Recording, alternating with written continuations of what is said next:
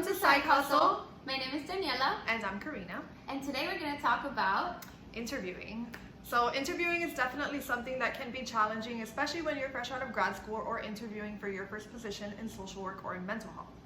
So today we're going to be giving you guys some tips and just general knowledge that you should have about the interviewing process and landing the job. And we are going to start with tips for your resume. And then we're going to talk about how to land the job. We're going to talk about typical questions employers ask, general tips for the actual interview, and then how to conduct a salary negotiation. So we are going to start by talking a little bit about resumes. Obviously, this is the first step to landing the job because that's what's going to get you the interview. You need to make sure to make your resume short, to the point, concise, include all of the information that makes you an awesome candidate, but make sure that you keep it as brief as you can. Just to give you guys a little bit of background, I am sometimes involved in vetting new candidates at the agency where I work.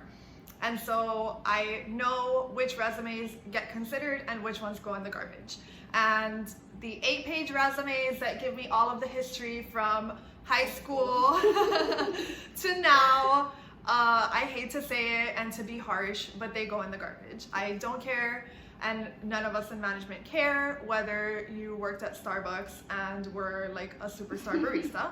So please leave that out. Make sure you only include irrelevant work experience and keep it brief. Just include, you know, the most important duties. Don't give us like an entire list of, you know, the minor like day-to-day tasks that you do. Besides that, make sure that you are including all of your accomplishments, so you can, after you type out all of your work experience, you can include under there like any additional certifications or accomplishments, any certifications like FARs, any, you know, certifications that you've obtained in like CBT or any different approaches, as well as, you know, like TOASTMASTERS, for example. I'm part of TOASTMASTERS. Go Coral Gables TOASTMASTERS, shout out. And that's something that I've included on my resume, my position as VP of membership, and it's something that employers definitely look at and consider.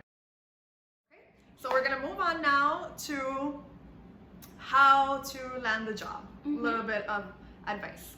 Yep, so I think that something very, very important is networking. We have so many resources nowadays, like LinkedIn. You don't have to like dress up to meet someone to get some information about what they're doing, connect or anything. Of course, there's Indeed, and it's a very like solid resource to go to. But getting a recommendation is so valuable. Companies want to make sure that they're working with someone that is reliable and a good fit and is recommended by someone that they trust. This is why these connections are so important. So don't forget to network. Yeah, so another great way to network and to build your resume is to get involved in the community. You know, do fundraising or volunteer work or any kind of community involvement that you can do.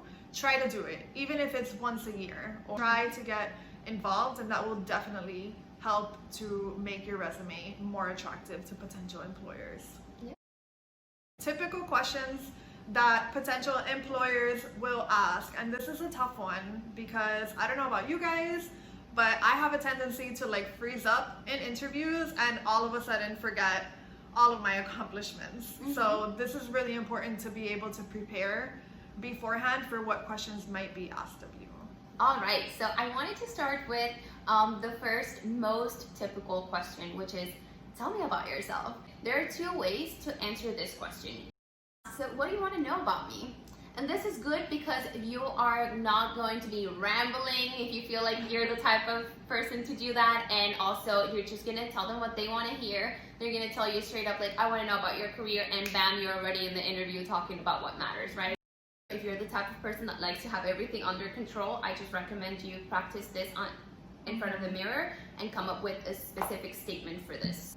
So another question that is commonly asked, especially for positions in mental health, is what is your theoretical approach? Now, coming out of grad school, this can be so overwhelming. Like for me, it's just, I think of those GIFs where like all of the math symbols are floating around, like, oh my gosh, 2 years of information in my brain floating around, and I have to decide, you know. And obviously for a lot of us, we haven't had enough experience to really know, like narrow down what specifically our theoretical approach is. So I'm gonna hand this one off to Daniela because she is the pro at answering this question, and she has helped me formulate a response to this question that has done very well. And I recommend you to do your own research. Yes, you have to think about what you did in school, what theoretical approaches you liked, and have your response written down in paper and practice it. This is something else that you really have to practice because you cannot miss the right words. This would really tell your employer who are you, what you like to do in the career, and how prepared you are in the field. We like to say that we use an eclectic approach, and what does eclectic mean? It means that it embraces different approaches, right? So not only like psychoanalysis, and that's all. You can include psychoanalysis, and you can also know about attachment theory, and you can also bring on some CBT skills. So you can say eclectic approach, and then you can list the approaches that you have knowledge and skills on. So if you know that that question is going to be asked of you going into the interview, you're going to be solid. Just make sure that you really put the time in, do the research, and be confident. So the next question that of course you guys are going to get, and this is super common, is tell me about your experience. So this one is pretty straightforward. We don't have to get too much into it, but again, make sure that you focus on relevant experience. Please don't start talking about your first job out of high school. Make sure you focus on your internship, you know, or your practicum, whatever experience you have in the field. And what's really important to remember here is do not sell yourself short when you're talking about your experience. The next one is how to handle a difficult situation. This happens in every single interview. They're gonna tell you about a pathetic situation that you can encounter and what are you gonna do. That's it. So be prepared for this. Think about situations that you have had. You have to be very honest about this one, and they want to hear a story here, right? So think about a situation in your career, at your internship, in school, everything that you feel like was a confrontation or something very challenging that not everyone would have handled the way you did, and then tell them the story. And always remember to have this also break down into points. Do not ramble here. Do not tell them, you know, a super long story that's going to take over the whole interview, and then they're going to have to cut you off, and it's going to be very awkward. So just tell them, you know, what the problem was, what you did, what action did you take, and finally, what was the final result, okay? And now the other question that is kind of similar to this one is about weaknesses. And be prepared for this one too, because sometimes we tend to be very self-critical, and it can pop up that you can start being like, well, like I'm very insecure, like all this. I have no boundaries. Have no boundaries. So yeah, be prepared for this one. And I have read a lot about this question, and I have completely done it wrong in the past. I have to admit it. So there are also a few ways that you can approach this question. Say something that is not applicable to the job, or you can say something that is both good and bad, right? For example, I'm not very good at asking for help. All right, and then we also have our friend Jasmine at Comfort Kills Media. She actually conducts interviews at her place of work, which is Nicholas Children's Hospital. And so she gave us a little bit of insight into some of the questions that she asked, which we wanted to share with you as well. So one of the examples that she gave us is to tell them about a time that you've encountered an upset client and how you handled that. This is a behavioral question. So it's going to tell your potential employer how you might respond to a difficult situation and if you would respond appropriately. And another good question that she gave us, which is something that she asked her candidates, is if I were to call your previous supervisor, what would they say is something that you can work on? And I think that this is also kind of goes hand in hand with the weakness question. Is like you need to kind of figure out what your acceptable weaknesses are, right? Again, please don't go off on a rant about, you know, your previous supervisor being a jerk and whatever. Like, that's not good. Don't talk about not having boundaries. Don't talk about things that are going to eliminate you as a candidate for this position. General tips. So obviously prepare, right? But there are different ways that you can prepare. So this depends on the type of person that you are. Some people handle pressure really well and they, you know, thrive under stress. So if you're that type of person, it's possible that you nail the interview without a whole lot of preparation. I can speak for both of us when I say that we are not those people. For me, something that has been really helpful and in doing research on, you know, success in interviews is writing it down. You know, make sure that you prepare for all of the potential questions that could be asked and write down a response to them. You don't have to memorize it word for word, but at least if the question comes up, it'll pop right into your brain and you can give a general summary of what you had written down. Practicing in front of the mirror also, if you're nervous about the interview, is a really good way to build confidence. Something I really like to do, and I think is key, is writing down all of the places that you've applied to. I always have a list of the names of the places that I've applied to and a little tip that will remind me who they are. People like to feel recognized, and especially when you're looking for a job, they want to know that you know what you want. It's very important that you have written down significant moments in your career, like that time where you got like a recognition, or that time where you handled something very well and you got some praise. Anything that you feel is relevant and can help you to answer some of these questions that can be a little like, you know, tricky. Make sure that you know the code of ethics. If you reference that code of ethics during your interview, You got it. oh gosh, they're gonna love you.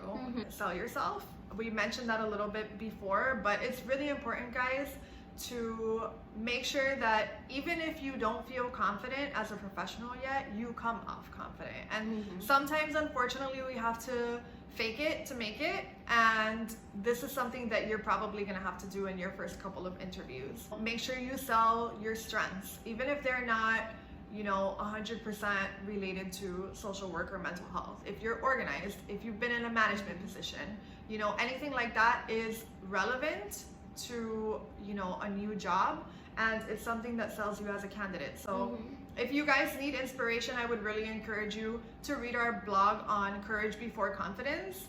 And this is something that will definitely help you get through some of those uncomfortable interviews and sell yourself in spite of maybe internally feeling like you're not ready or you're not good enough. Now, another thing to definitely be prepared for is to know what your limits are. So if the job is asking you, for example, to, you know, be on call 24 hours a day, 7 days a week, you know, some of us may be willing to do that and some of us may not be willing to do that. So make sure that you know what your limitations are in terms of your employment and to be assertive about it. Don't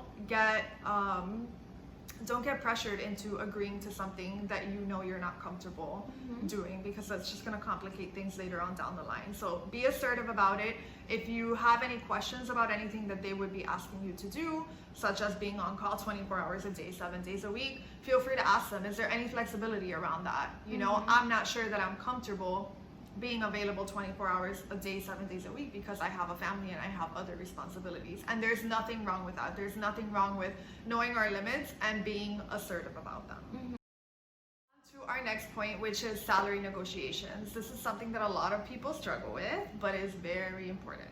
Make sure that you know what the going rate is out there for the position that you're applying for in your city or your state. So do the research ahead of time. Make sure that you write it all down, you have it memorized, and you're prepared, and that you have a number in mind. Some interviews, they may have a solid rate that they offer for that position, so you may not even have to go into a salary negotiation. But if that rate is not, you don't find it to be fair, then you may need to. So make sure that you know what the going rate is and that you have a fair rate in mind for yourself. Obviously, you're not going to go for double the rate of what the average is. If you're uncomfortable with salary negotiations, which a lot of us are, practice this with somebody that you trust. You know, and that knows about math and stuff, so Yeah. it helps you. Practice being assertive about the rate that you feel you deserve, and practice answering questions about why you feel you deserve that rate. And make sure that you have a solid answer about why you feel you deserve that rate. Look back at your work history, and whatever value you've added at other jobs or internships, and have that information readily available to answer the question why I am worth X amount. Okay guys, and we have some bonus information.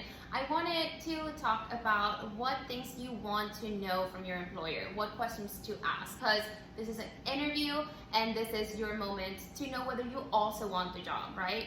So something that you really want to know is, how do they compensate your work? So do they do face-to-face based, which means for every client that you see face-to-face, you get compensated. For every client that cancels, you don't get any compensation. You really want to know that. Or whether if it's full-time, if it's part-time, or if it's salary-based.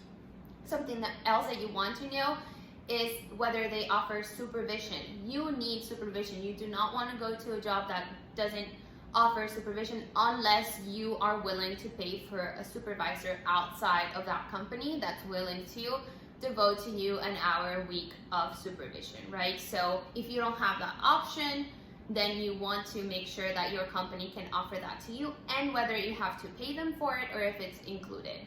You also want to know what are your responsibilities besides doing individual therapy. Sometimes we think that we're going to be the queen therapist there doing your individual sessions and bye, but sometimes you're going to have to do intakes. Sometimes you're going to have to call your own clients and confirm your own appointments, or sometimes you're going to have to do groups too.